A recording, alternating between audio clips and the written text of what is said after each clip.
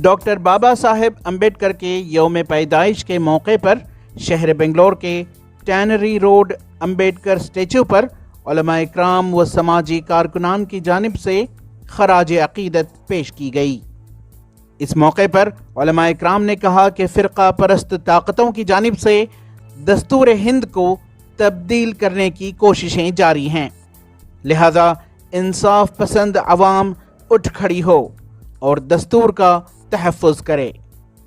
Constitution of India को बदलने की, इसे ख़त्म करने की बहुत कोशिशें चल रही हैं। अभी 3 महीने पहले भी 8-10 लोग मिलकर कॉन्स्टिट्यूशन को जंतर मंतर में जलाए।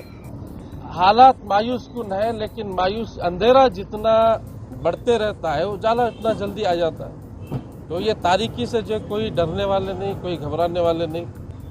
यहाँ पे जो है एहतजाज है, फिर जो है जेल भरो आंदोलन है, फिर जन आंदोलन है, ऐसी तहरीकों से शिकस्त दिया जा सकता है। ये डेमोक्रेसी में जो है हथियार उठाने का सवाल नहीं है। यहाँ डेमोक्रेसी में हथियार सिर्फ जो है वो RSS के गुंडे उठाते हैं और मस्जिदों के सामने तलवार लेके नाचते हैं और जैसे पुलिस प्रोटेक्शन खत्म हो भाग के घर चले जाते हैं। जब तक ये लोग बेदार होकर आगे नहीं आएंगे, इनका कोई मसला हल होने वाला नहीं है, इनका कोई मसला हल करने वाला आने वाला नहीं है।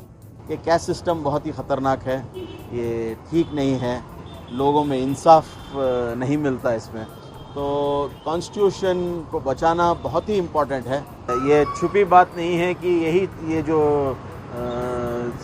हुकूमत है ये यही चाह रही है। बहुत लोगों ने ऐसे बोला भी है और उन पे कोई कार्रवाई भी नहीं हुई है। यानी इंसल्ट टू कॉन्स्टिट्यूशन बहुत लोगों ने किया है, उस पे इस हुकूमत ने कार्रवाई भी नहीं की है। ये गलत बात है, बट लड़ना है, एहतजाज करना है। लोग समझेंगे, जिस दिन लोग समझ जाएंगे इसका फ़ायदा, तो फ़ायदा होगा। हम अपने गैर मुस्लिम भाइयों को साथ लेकर मौजूदा हुकूमत जो हमारे ख़िलाफ़ चाह रही है हम उसको समझाएं। जब हम हमारे गैर मुस्लिम भाई और सबको लेकर जब चलेंगे तो इनके जो नापाक इरादे हैं वो ख़त्म हो जाएंगे। हम अपनी मस्जिदों में उनको बुलाएं, दिखाएं कि हम क्या करते हैं, और इसी तरह गैर मुस्लिम भाइयों के जो कुछ उनके त्यौहार हैं उसमें जाकर उनसे दोस्ताना ताल्लुक़ बढ़ाएंगे। तब इंशाअल्लाह हमारे इस मुल्क में अमन व अमान, शांति और आपस में भाईचारगी बढ़ेगी। फ़िरका परस्ती को मात देने के लिए हम सब का एक होना ज़रूरी है और अपने अंदर मोहब्बतों को लाकर, मोहब्बतों ही से ये काम होता है।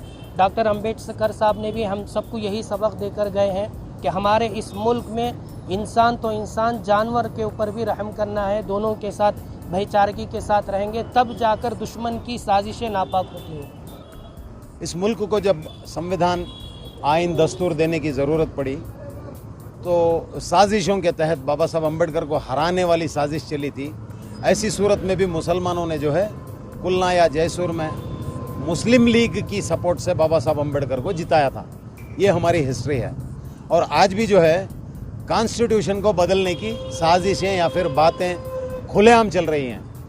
इक्वालिटी बिफोर लॉ की जब बात आती है तो वो इकोनॉमिकल लॉस भी आती है, जबकि आज आप देख सकते हैं रिलीजियस माइनॉरिटी हो, SC ST हो या फिर OBC हो, ये लोगों को इकोनॉमिकल लॉस में ऊपर नीचे हुआ है। आज भी काफ़ी सारे तबके के लोग जो है गरीब के गरीब रहे हैं।